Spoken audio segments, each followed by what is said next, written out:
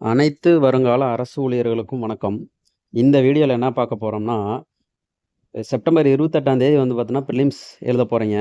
அதுக்கான last minute tips தான் வந்து பார்க்க போறோம். இதில ஃபர்ஸ்ட்டு பார்த்தோம்னா, ஃபுட்டு வந்து ஒரு லைட்டான ஃபுட்டா வந்து பார்த்தோன்னா எடுக்கணும். ரொம்ப ஹெவியான ஃபுட்டா எடுக்காதீங்க. மெயினா வந்து பார்த்தோன்னா, எஸ்பெஷலி வந்து பார்த்தோன்னா, ஆயில் ஐட்டம் வந்து பார்த்தோன்னா, அதிகமா வந்து எக்ஸாமுக்கு முன்னாடி வந்து பார்த்தோன்னா எடுக்காதீங்க. அடுத்து வந்து பார்த்தோம்னா, ஒரு சிலர் வந்து பார்த்தோன்னா, எக்ஸாம் இன்னைக்கு காலையிலனா, காலையில தான் வந்து பார்த்தோன்னா, பென்னு, ஹால் டிக்கெட் எல்லாமே வந்து பார்த்தோன்னா வாங்கிட்டு போவாங்க. ஸோ, அந்த மாரி வந்து பார்த்தோன்னா பண்ணவே கூடாது. ரொம்ப அசால்ட்டா இருக்கக்கூடாது. ஈவினிங்கே வந்து பார்த்தோம்னா, 2 பிளாக் பால் பாயிண்ட் பென் வந்து பார்த்தோன்னா வாங்கிக்கோங்க.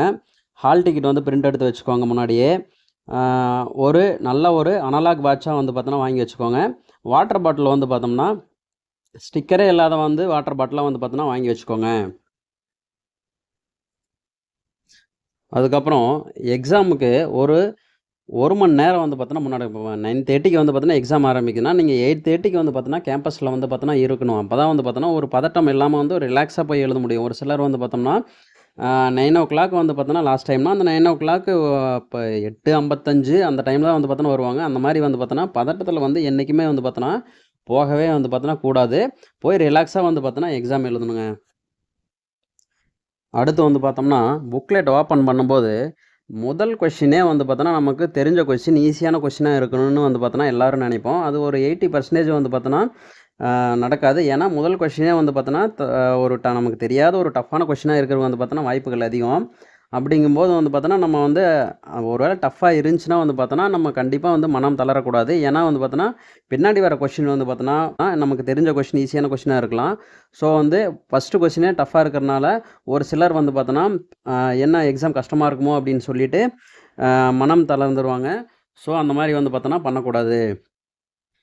அடுத்து time management very, very, very இம்பார்ட்டன்ட்ங்க. டைம் மேனேஜ்மெண்ட் நான் எழுதும்போது என்னோட கான்செப்ட் நான் எப்படி எழுதுவேன்னா, தமிழுக்கு வந்து 1 ஹவர் எடுத்துக்குவேன். மேத்ஸ் ஆப்டிட்யூட் ப்ளஸ் ரீசனிங்க்கு வந்து பார்த்தோன்னா 1 ஹவர் எடுத்துக்குவேன்.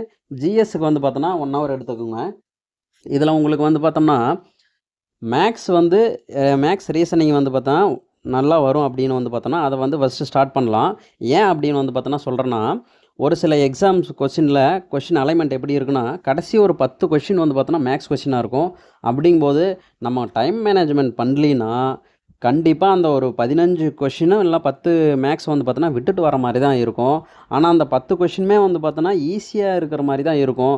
ஸோ நம்ம எக்ஸாமுக்கு வந்து பார்த்தோன்னா நம்ம கட் ஆஃப முடிவு பண்ணுறதே இப்போ தமிழ் ப்ளஸ் மேத்ஸ் அப்படிங்கிற ஒரு அளவுல தான் இருக்கு. ஏன்னா தமிழ் 100 இருக்கு.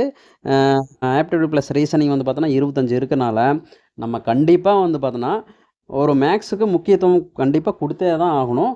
அப்படிங்கும்போது, நீங்க மேத்ஸ வந்து கடைசியா அட்டெண்ட் பண்றத கண்டிப்பா நீங்க அவாய்ட் பண்ணணும். ஸோ இந்த எக்ஸாம பொறுத்தவரைக்கும் டைம் மேனேஜ்மெண்ட் பார்த்தோன்னா, வெரி வெரி இம்பார்ட்டன்ட். நீங்க இப்போ தமிழ்ல வந்து பார்த்தோன்னா, ஒரு 50 நிமிஷம் முடிச்சுட்டீங்கன்னா, மீதி ஒரு 10 நிமிஷம் வந்து பார்த்தோன்னா, ஆப்டிட்யூட்க்கு வந்து பார்த்தோன்னா யூஸ் பண்ணலாம். ஸோ இந்த மாரி வந்து பார்த்தோன்னா, நல்லா டைம் மேனேஜ்மெண்ட் பண்ணி வந்து பார்த்தோன்னா, எக்ஸாம் எழுதுங்க. டைம் வந்து கண்டிப்பா வந்து பார்த்தோன்னா, வேஸ்ட் பண்ணிறாதீங்க.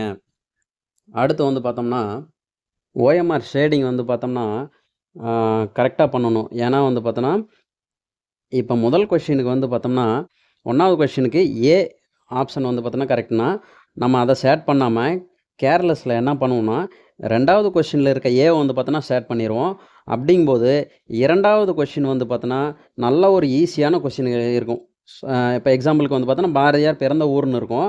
அந்த கொஸ்டினுக்கு பி ஆன்ஸரா இருந்தா, நம்ம தவறா குறிச்சிட்டோம். ஸோ, நமக்கு இதில 2 கொஸ்டின் வந்து பார்த்தோன்னா அவுட் ஆயிரும். ஸோ, இந்த மாரி கேர்லெஸ் மிஸ்டேக்ஸ் எல்லாம் வந்து பார்த்தோன்னா, அவாய்ட் பண்ணிக்கோங்க. அடுத்து வந்து பார்த்தோம்னா, நம்மளோட லெஃப்ட் ஹேண்ட் தம்ப் இம்ப்ரஷன வந்து பார்த்தோன்னா, ஓஎம்ஆர்ல வந்து வைக்க சொல்லுவாங்க. ஒரு சில இன்விஜிலேட்டர் வந்து பார்த்தோன்னா, என்ன சொல்லுவாங்கன்னா, எக்ஸாம் ஸ்டார்ட் ஆன ஒரு 1 ஹவர்லேயே வந்து பார்த்தோன்னா, அத வாங்கிருவாங்க. அப்படி வந்து வாங்கவே கூடாது. அது ஒரு தவறான விஷயம். எக்ஸாம் முடிக்கிறதுக்கு ஒரு 5 மினிட்ஸ் முன்னாடி தான் வந்து பார்த்தோன்னா வாங்கணும். ஏன்னா, அந்த ஓஎம்ஆரோட இன்ஸ்ட்ரக்ஷன்லேயே வந்து பார்த்தோம்னா, எந்த ஒரு குறியீடுகளும் வந்து பார்த்தோன்னா, எந்த ஒரு மார்க்ஸும், குறியீடுகள் எதுவுமே இருக்கக்கூடாது. இருந்தா வந்து பார்த்தோன்னா, ஓஎம்ஆர் வந்து பார்த்தோன்னா, இன்வாலிட் பண்ணிருவாங்க. ஸோ, முன்னாடியே வந்து நம்ம தம்ப் இம்ப்ரஷன் வந்து பார்த்தோன்னா, ஓஎம்ஆர்ல வச்சோம்னா, நம்மளோட கையில் வந்து பார்த்தோன்னா அந்த இங்க் ஆயிரும். அந்த இங்க் வந்து பார்த்தோன்னா நம்மளே அறியாமல் வந்து நம்ம என்ன பண்ணுவோம்னா, ஓஎம்ஆரில் ஏதோ ஒரு இடத்துல பட்டுருச்சுன்னா வந்து பார்த்தோன்னா, நம்ம நல்லா படித்த எக்ஸாம் வந்து பார்த்தோன்னா, அந்த எக்ஸாம் அட்டெண்ட் பண்ணியிருந்தாலும் வந்து பார்த்தோம்னா, ஓஎம்ஆர் வந்து பார்த்தோன்னா இன்வேலிட் ஆக நிறைய வாய்ப்புகள் வந்து பார்த்தோன்னா இருக்குது. ஸோ அந்த தவறை பண்ணிடாதீங்க. இன்விஜிலேட்டர் வந்து பார்த்தோன்னா, முன்னாடியே வந்து ஒரு 1 ஹவர் எக்ஸாம் ஸ்டார்ட் ஆகி 1 ஹவர் முன்னாடியே வந்து பார்த்தோன்னா சொன்னாலும், நீங்கள் கடைசியில் வச்சுக்கிறோம் மேடம் அப்படின்னு வந்து ஒரு ரெக்வஸ்ட்டாக கேட்டு நீங்கள் கடைசியில் வச்சுக்கோங்க. எக்ஸாம் ஒரு பதட்டப்படாமல் எழுதுங்க. எல்லாருக்கும் எல்லா கொஷினும் தெரிஞ்சிருக்காது. நீங்களும் உங்களுக்கும் எல்லா கொஷினும் தெரியும் அப்படிங்கிற ஒரு மைண்ட் செட்டில் வந்து பார்த்தோன்னா போகாதீங்க. எந்த ஒரு பதட்டமும் இல்லாமல் வந்து பார்த்தோன்னா எக்ஸாம் எழுதுங்க. அனைவரும் இந்த தேர்வில் வந்து பார்த்தோன்னா வெற்றி பெறணும்னு நான் வாழ்த்துகிறேன். நன்றி, வணக்கம்.